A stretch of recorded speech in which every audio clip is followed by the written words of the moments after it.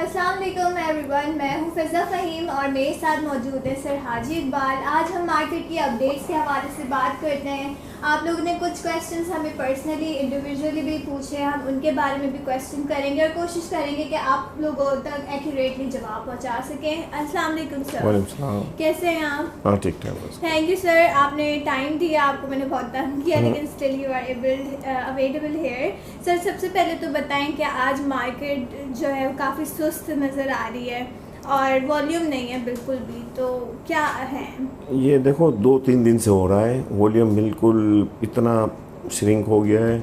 और दूसरी वजह ये है कि यहाँ क्या देखो ना, आप अगर मल्टीनेशनल में चले जाते हो या दूसरी अच्छी कंपनियों में चले जाते हो, डिविडेंड इतना अच्छा आ रहा है। अब भी थोड़ी दिन पहले कादरपुर का डिविडेंड आया है 6 रुपये या, तो मेरे हिसाब से तो लोग क्यों इन्वेस्ट नहीं कर रहे और क्यों नहीं आ रहे हैं यहाँ। और लोग का एक ऐसा रुझान हो गया है प्रॉपर्टीज़ में क्या, मगर यहाँ जो अच्छे शेयर है ना, मुझे बहुत उम्मीद है। देखो यहाँ अभी तो चलो थोड़ा वॉल्यूम की वजह से नहीं आ रहा है, मगर मैं आपको इतना बता देता हूँ कि इन 1 वीक 2 वीक या 2 मंथ्स यहाँ मार्केट में बहुत अच्छी रैली आएगी।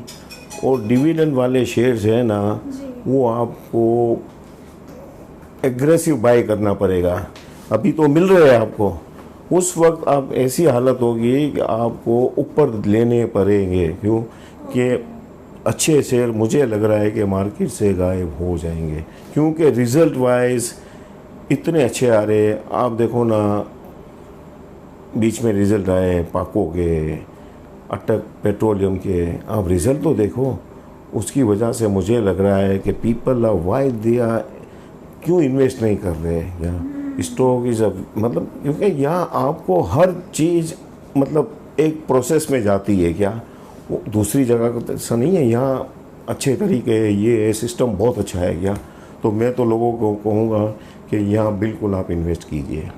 ठीक है सर। अच्छा, बात करते हैं सर डिविडेंड के हवाले से ही कि पाको जो है वो 20 रुपीज़ डिविडेंड दिया है, लेकिन वही बात है कि लोग नहीं आ रहे, तो आप कैसे लोगों को कन्विंस करेंगे कि वो आएँ देखें, और इस पाको के डिविडेंड को आप कैसे देखते हैं? देखो मैं ये कहूँगा कि अगर जिनके पास भी पैसों की होल्डिंग है और जिनके पास कैश लिक्विडिटी पड़ी हुई है या जिनके पास कोई चीज़ें पड़ी हुई है, तो मैं तो ये कहूँगा कि यहाँ लगाए रुपए क्या। जैसे आपने पाको का बोला, पाको आप सदियों से चले जाए, मतलब आप 25 साल से चले जाए कि वहाँ लोगों को शेयर्स है ना फ्री हो गए हैं। हाँ, तो मेरे हिसाब से तो पाको इज़ अ गुड बाय। और दूसरी आइटम है Attock petroleum, a very good buy. And there are so many things, OGDC they are going to pay a very good healthy dividend या। तो मेरे हिसाब से तो ये बिलो द आपको वैल्यू मिल रहे हैं। और मैं आज से नहीं कह रहा हूँ, मैं तो 4-5 महीने से पहले भी बोल रहा था, जब ये थोड़े नीचे मिल रहे थे। अभी भी कुछ भाव इनका बड़ा नहीं है, अभी भी you will get a good gain in this shares क्या। तो मेरे हिसाब से तो देखो banking sector healthy, fertiliser and textile sector, इस वक्त इतने अच्छे डिविडेंड आएंगे कि लोग यहाँ आएंगे क्या। हाँ ठीक है सर। अच्छा, बात करते हैं मार्केट के अंदर जो पेंडिंग मौजूद है, फिर लिक्विडिटी आ जाती है, फिर कंपनीज डिविडेंड ऑफर कर देती हैं, तो मार्केट में ऑलरेडी प्रेशर आ जाता है, तो क्या करना चाहिए कंपनीज को डिविडेंड अलाउ, या फिर क्या करना चाहिए सर? मैं समझा नहीं क्या। फॉर एग्जांपल कंपनीज जो है वो डिविडेंड दे देती हैं, ठीक है, मार्केट में ऑलरेडी पेंडिंग मौजूद होती है, लिक्विडिटी मौजूद होती है, तो इसके बिहाफ पे क्या कंपनीज को राइट इशू करना चाहिए? राइट का ना, राइट का। देखो बहुत सी कंपनी है ना, वो तो देखो ना इनकी फ़ायदे के लिए ये जो जैसे कंपनी को ज़रूरत होती है उसकी वजह से देती है ये राइट्स के शेयर्स का। और वो कंपनी देती है जो आपको अच्छी कंपनी होगी ना, वो आपको राइट शेयर्स नहीं देगी। वो कंपनी कौन सी देगी कि जिनको रुपयों की ज़रूरत है, they are very short of liquidity, वो कंपनी आपको राइट देगी। मगर मैं राइट के उसमें जा नहीं रहा हूँ क्या। अच्छा, आप सजेस्ट नहीं करेंगे? मैं सजेस्ट नहीं करूँगा। मैं सजेस्ट करूँगा कि इफ़ दे पे बोनस और dividend, they are the right shares. सही। अच्छा सर, रिफाइनरी की बात करते हैं कि रिफाइनरी सेक्टर ने इस क्वार्टर में जो है अच्छा परफॉर्म किया है और अच्छी अर्निंग भी रही है, तो क्या ये वाली ग्रोथ मुस्तकिल देखी जाएगी या फिर जो है वो वही डाउनफॉल आने के चांसेस हैं? देखो, रिफाइनरी इट्स अनप्रेडिक्टेबल जो सेक्टर है, it's like a rainbow colour कि once it's diamonds once it's you get it. तो ये ऐसी चीज़ है कि आपको एक उसके अंदर, जैसे अभी रिज़ल्ट इनके अच्छे आ रहे हैं तो अगले क्वार्टर में इनके वो जो अच्छे रिज़ल्ट आएंगे ना, वो आपको पता भी नहीं चलेगा, वो रिज़ल्ट ही गायब हो जाते हैं। तो refinery is a very unpredictable, ये जो रिफाइनरियाँ हैं, तो मेरे हिसाब से रिफाइनरिया में आप रिज़ल्ट के ऊपर यू कैन नॉट प्रेडिक्ट क्या, तो मैं तो कब क्या होता है, हाँ, तो इसके बारे में you can not suggest about refineries क्या। अच्छा सर, बात करते हैं हेस्कोल के बारे में, तो हेस्कोल का जो मसला है वो सॉल्व होगा या फिर मुश्किल है? यार देखो, हेस्कोल का मसला सोल्व तो होना चाहिए या, मगर जो इन्होंने लोगों को हर्ट किया है, लोगों के रुपए इतने डूब गए हैं क्या, तो अगर गवर्नमेंट के ऊपर है कि क्या कर रही है, या तो एससीसीपी क्या कर रही है क्या, हाँ, इसके बारे में मैं कुछ कह नहीं सकता हूँ क्या। हाँ।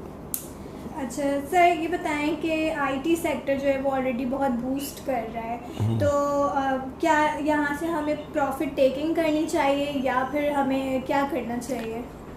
प्रॉफिट करना चाहिए। देखो, आईटी सेक्टर में मेरे हिसाब से यहाँ बहुत अच्छी गेन मिल गई है लोगों को आईटी सेक्टर में, तो मेरे हिसाब से आईटी सेक्टर में प्रॉफिट करना चाहिए। दूसरी आइटमें बहुत है, इतनी अच्छी अच्छी आइटमें, आप वहाँ चले जाइए तो वहाँ आपको अच्छा आईटी सेक्टर से आपको वहाँ ज़्यादा आपको गेन मिलेगा, क्योंकि आईटी सेक्टर है ना, in dividend wise they are very congestive है, या वो इतनी पे आउट नहीं देती है, और दूसरी आइटम में आपको पे आउट अच्छा देता है।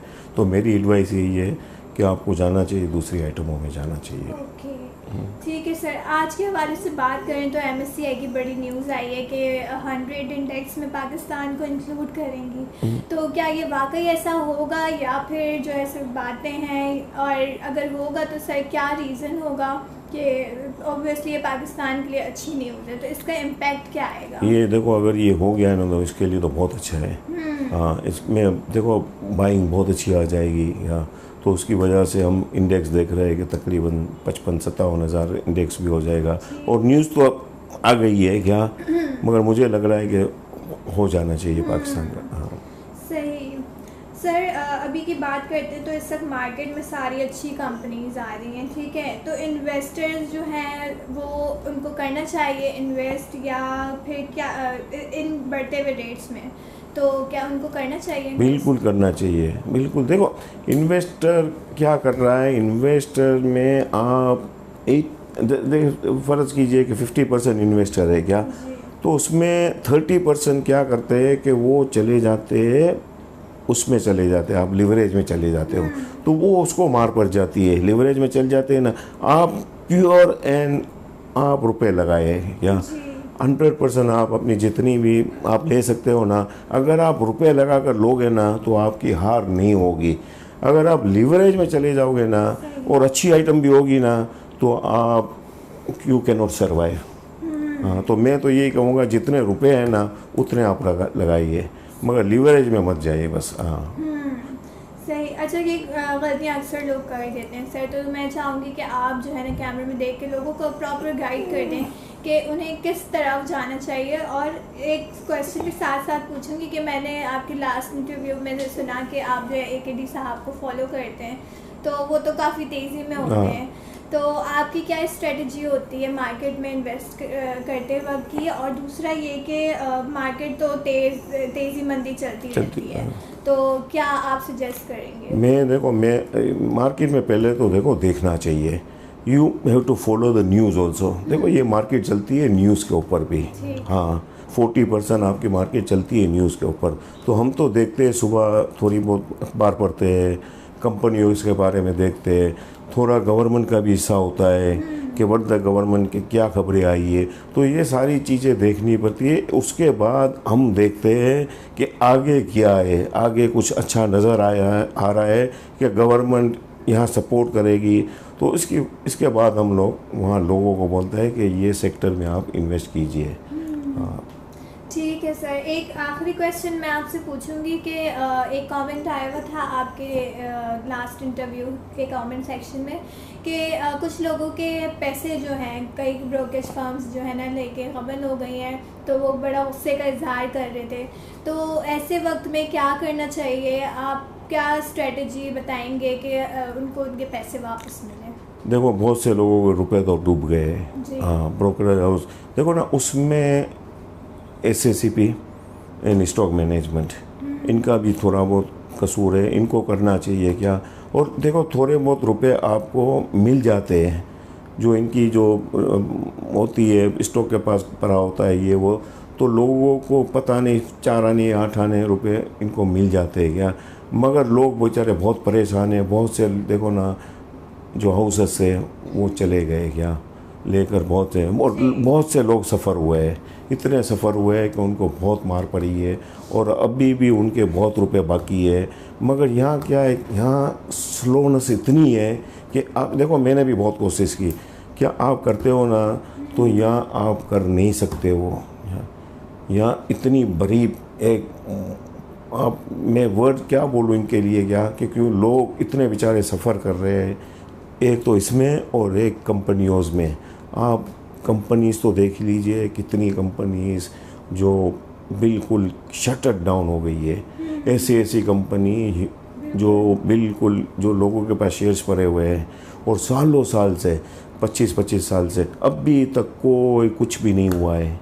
हाँ, ये लोग बोलते हैं कि हो जाएगा, कर देंगे, ये कर देंगे, मगर मैं आपको दूसरी बात भी एक बताऊं, वो ही कंपनियों के मालिक they live lavish life, J live like a legend. क्या उनके आप देखो कि 5-5 हज़ार गज के 4-4 हज़ार गज के बंगले में रहते हैं, मगर लोगों को उनको रुपए नहीं देना है। मैं आपको कितने बताऊं, देखो निराला वो शट डाउन, दादा भाई सीमेंट 15 साल से बंद है, 20 साल से क्या, और लोगों के छे मेहरान बैंक। आप देखो ना, लोगों के पास तो कबट भरे हुए हैं क्या, मगर कौन कर रहा है। SACP is doing nothing, stock exchange is doing nothing. क्या वो बेचारे लोगों के पास रो रहे लोग क्या। सही बात है, क्योंकि उनकी मेहनत की कमाई, उनकी मेहनत की कमाई है क्या। आप कितनी कंपनियां हैं जो बिल्कुल, और क्या जो फीस नहीं भरती है कंपनी, उसको ये लोग डाल देते, डिफ़ॉल्ट में डाल देते। आप क्यों नहीं वो कर रहे हो, उनको पनिशमेंट दो क्या कंपनियों को यार। आप कंपनी का मालिकों को तो देखिए, 3-4 करोड़ की गाड़ियों में घूमते हैं इनके बेटे, ये खुद घूमते हैं, मगर क्या कंपनी फीस भरने के लिए तैयार नहीं है। आप देख लीजिए दीवान ग्रुप को,